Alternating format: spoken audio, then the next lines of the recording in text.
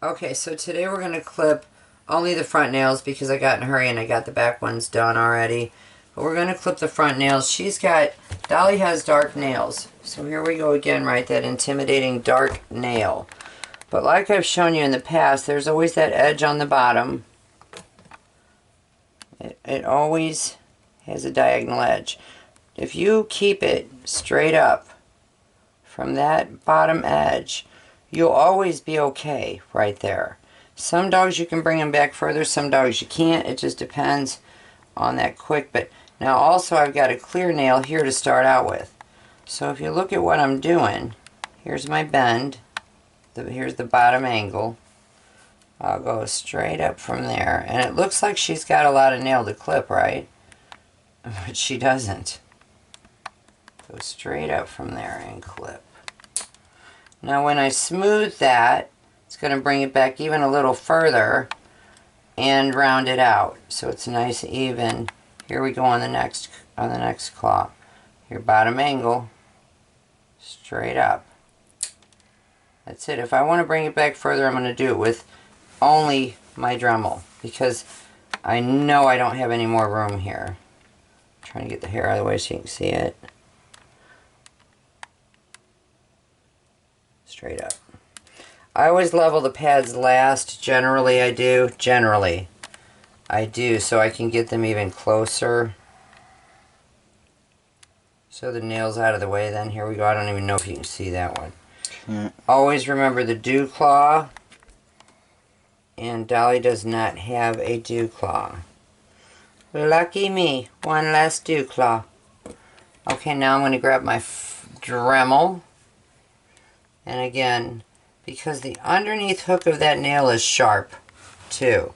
And when she's jumping onto someone's lap, like a little 80-year-old woman with poor skin, fragile skin, that is going to hook that woman's leg and tear that skin.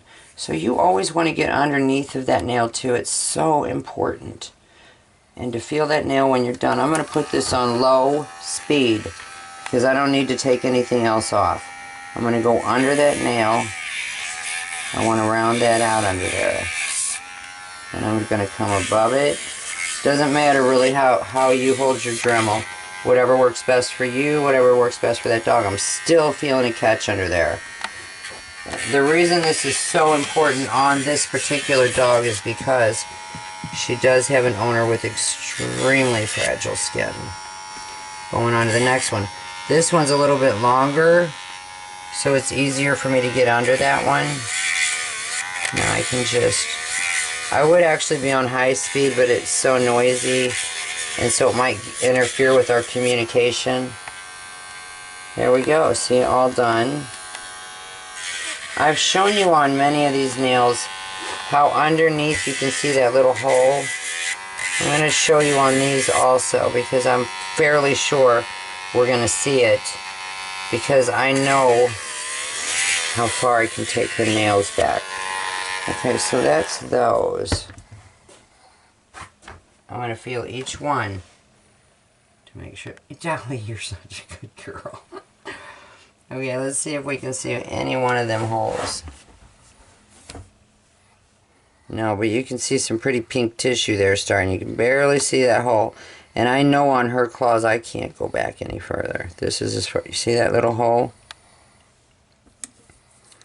That little bitty hole. Yep. That's it. That's the beginning of that vessel that I've told you about that feeds the blood to this nail. And if you ever hit that, you're going to have to just grab yourself some styptic powder on your finger and pack it real quick. And it'll stop the bleeding pretty fast for you.